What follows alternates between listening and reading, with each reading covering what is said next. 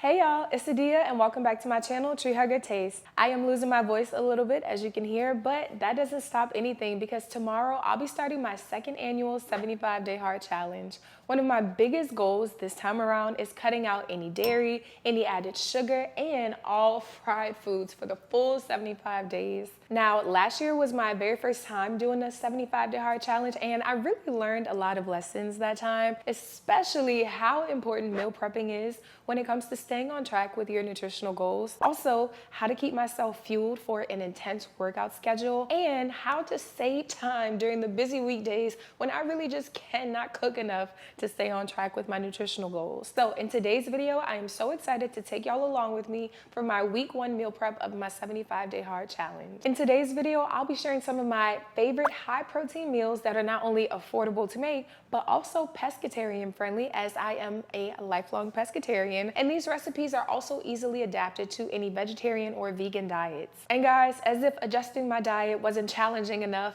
as part of my 75-day hard challenge, I'm not only, like I said, adjusting my diet, but I'm also working toward a few other milestones as well, like reading at least 30 minutes a day, no alcohol whatsoever, getting more and hopefully better quality sleep, and daily exercise. I'm also training for a 10K race, which is happening later on this year. So I guess that's also kind of becoming an annual tradition at this point, since I did the 10K for the first time last year as well. So over the next 10 weeks, as I'm sharing with you guys my meal prep videos, you'll also probably see some other updates on my other milestones sprinkled in throughout some videos and also on the community tab. So if you're not already subscribed to my channel, make sure you hit that subscribe button so that you don't miss anything, and you can ask me any questions that you have about doing a 75-day hard challenge. Now, I'm really excited about the recipes in this week's meal prep because there's a strong focus on protein. I've been a pescatarian my entire life, and honestly, getting enough protein can be kind of challenging,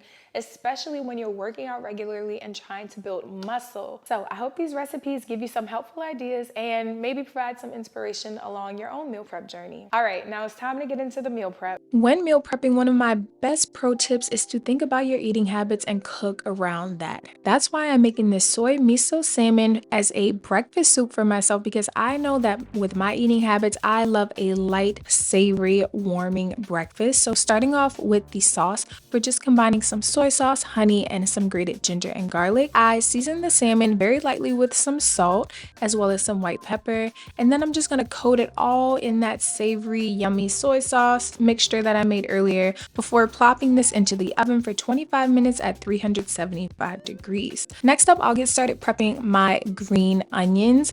This is the key to this recipe, y'all. Please do not skip it if you have green onions. It just adds the perfect crunch and flavor to this dish. For breakfast, I'm also going to be prepping some oatmeal, and here's where tip number 2 comes in. If you do not like reheated dishes, then y'all don't make it. Instead, you can just pre-portion out these ingredients like I'm doing here with the oatmeal and seasonings, and that way in the morning before you rush out the door on the way to work, you can easily plop it on the stove and just have a yummy, warm, not reheated breakfast ready to go. And once the salmon is ready, it is time to assemble. In a bowl, I'm adding some white miso paste from Trader Joe's, hot water, the salmon, and lots of those yummy green scallions. This is the perfect way to warm up your belly in the morning, and it leaves you feeling full all day long, or at least until lunchtime. I also love a good protein smoothie, so I am prepping some ripe bananas by portioning them into the sizes that fit well inside of my blender. I'm also going to be doing that for the mangoes, peeling and storing them in the fridge so that I can very easily plop them into my blender when I'm ready to go. For the smoothie, I'm using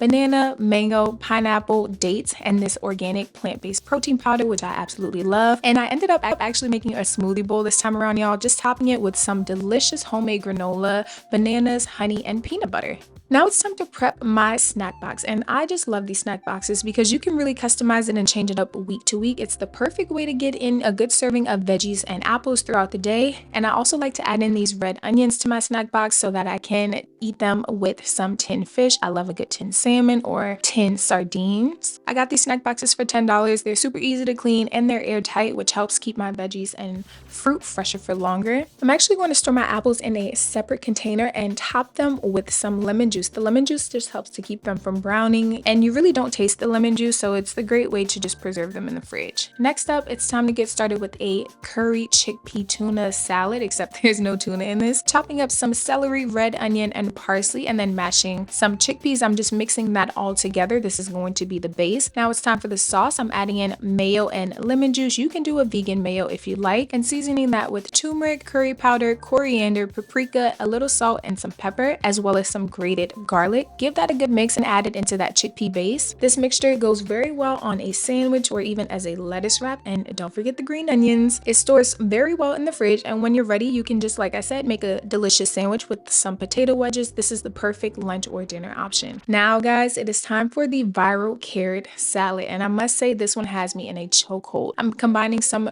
carrot ribbons, green onion, grated garlic, a little sesame oil, some soy sauce, a good bit of rice vinegar, and some chili crisp. And this one didn't even last a day in my household.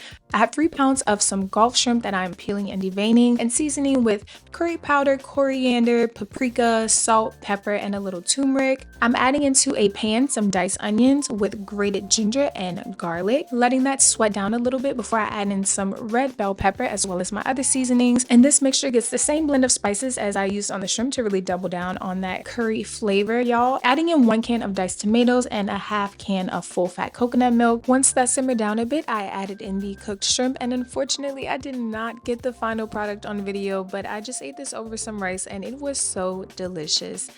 If you guys want the full recipes, make sure you check out the description below. Alright guys, that's all for this week's meal prep. If you try any of these recipes or you have your own go-to meal prep ideas, let me know in the comments below.